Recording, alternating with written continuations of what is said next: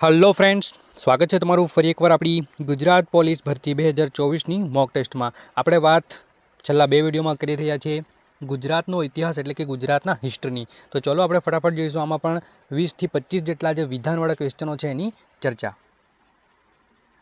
પ્રથમ જે ક્વેશ્ચન છે મસ્ત મજાનો કે વડોદરામાં ગાયકવાડના મરાઠા શાસનની સ્થાપના કોણે કરી હતી?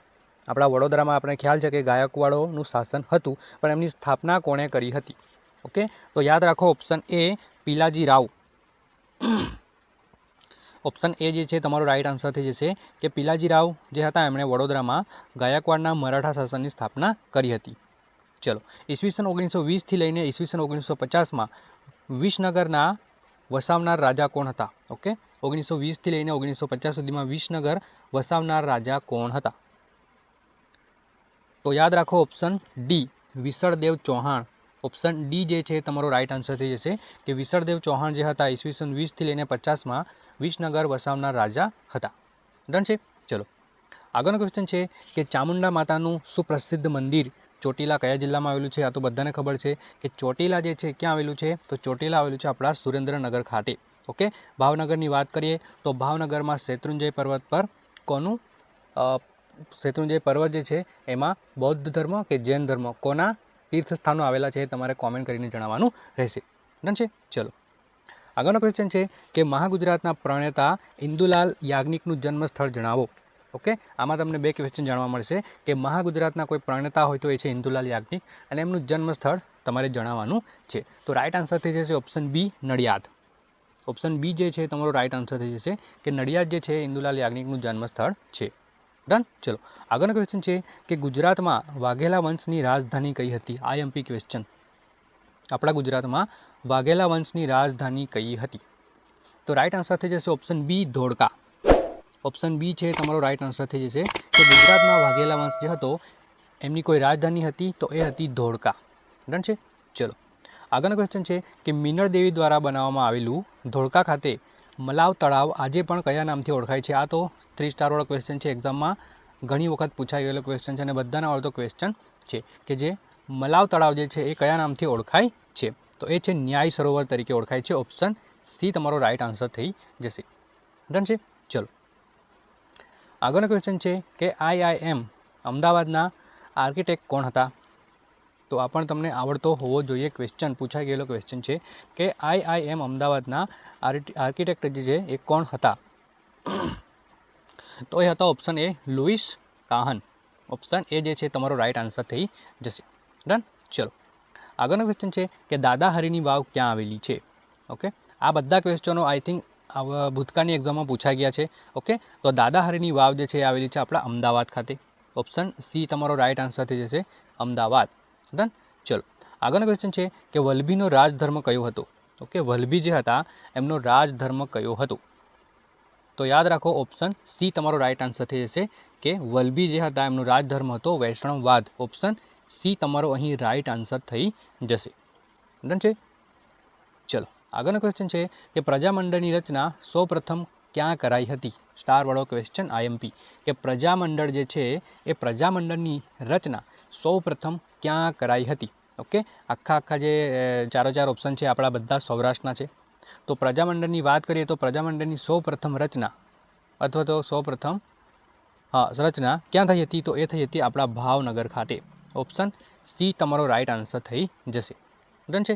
ચલો, આગળનો ક્વેશ્ચન છે સૌથી વજનદાર ક્વેશ્ચન. ઓકે, હમણાં સુધી પૂછાતો આવતો સૌથી વજનદાર ક્વેશ્ચન છે અને આને આપણે કહીશું સ્માઇલીવાળો ક્વેશ્ચન.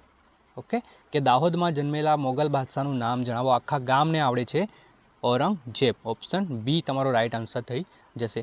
ચલો, આગળનો ક્વેશ્ચન છે કે કાઠિયાવાડના શાહજહાં તરીકે કોને ઓળખવામાં આવે છે અથવા તો કોણ ઓળખાય છે? આ પણ ક્વેશ્ચન સ્ટારવાળો છે. ઓકે, પૂછાઈ ગયેલો છે કે કાઠિયાવાડના શાહજહાં તરીકે કોને ઓળખવામાં આવે છે? તો ઓપ્શન એ છે વાઘજી ઠાકોર બીજા. ઓકે, પહેલાં નથી પણ વાઘજી ઠાકોર બીજા જે હતા એમને આપણે કાઠિયાવાડના શાહજહાં તરીકે ઓળખીએ છીએ. ડન. ઓપ્શન એ તમારો અહીં રાઈટ આન્સર થઈ જશે. ચલો, આગળનો ક્વેશ્ચન છે કે ગુજરાતનો સુવર્ણ યુગ એટલે કયો યુગ?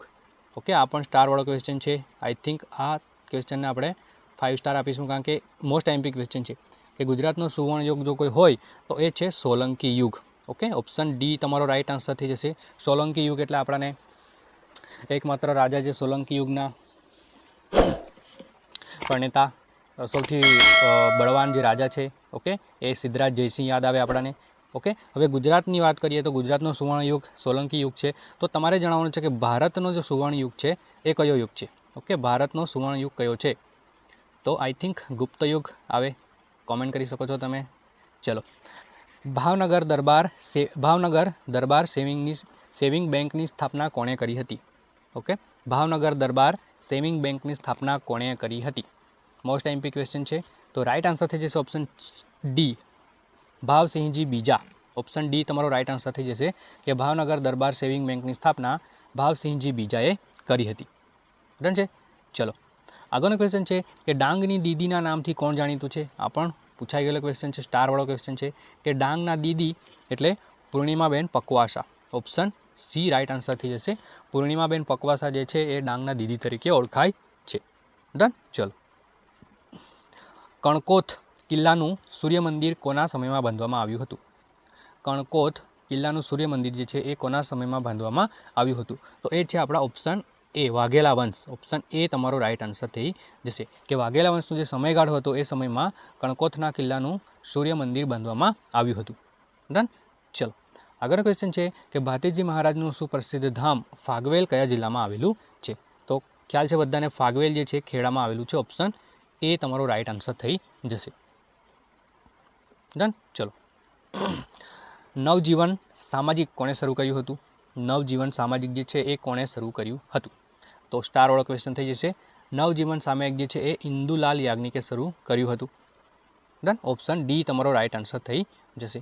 ચલો, આગળનો ક્વેશ્ચન છે કે મુંજાલ અને શાંતનુ કોના દરબારી હતા? જો આવું પૂછાઈ જાય, ઓકે, મુંજાલ અને શાંતનુ કોના દરબારી હતા? તો તમને યાદ હોવું જોઈએ કે મુંજાલ અને શાંતનુ કોના દરબારી હતા? તો option B Siddharaj Jaysinh right answer થઈ જશે. ઓકે, સોલંકી યુગના જે રાજા હતા એ આપણા અહીં મુંજાલ અને શાંતનુના પણ દરબારી હતા. ડન. ચલો, આગળનો ક્વેશ્ચન છે કે ખોડિયાર માતાનું મંદિર પવિત્ર સ્થાનક, ખોડિયાર માતાનું એક મંદિર છે પવિત્ર સ્થાનક રાજપરા કયા જિલ્લામાં આવેલું છે? ઓકે, આ પણ પૂછાતો આવતો ક્વેશ્ચન છે કે રાજપરા જે છે જ્યાં ખોડિયાર માતાનું પ્રસિદ્ધ સ્થાનક આવેલું છે એ કયા જિલ્લામાં આવેલું છે? તો એ પણ આપણા ભાવનગર ખાતે આવેલું છે. ઓપ્શન બી તમારો રાઈટ આન્સર થઈ જશે. ડન છે.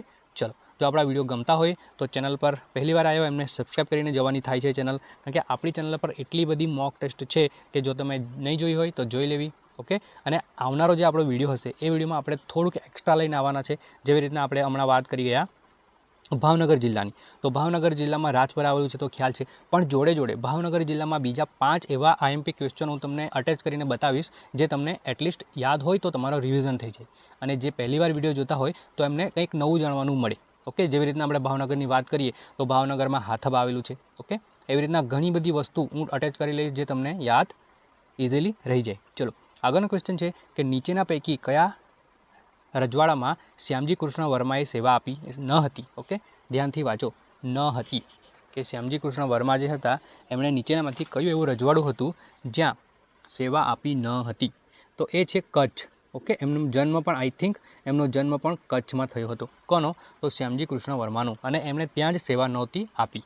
ડન. તો ચલો, ઓપ્શન એ તમારો અહીં રાઈટ આન્સર થઈ જશે. ચલો, સુલતાન બહાદુર શાહે પોર્ટુગીઝોને કયા કિલ્લાને બાંધવાની પરવાનગી આપી હતી?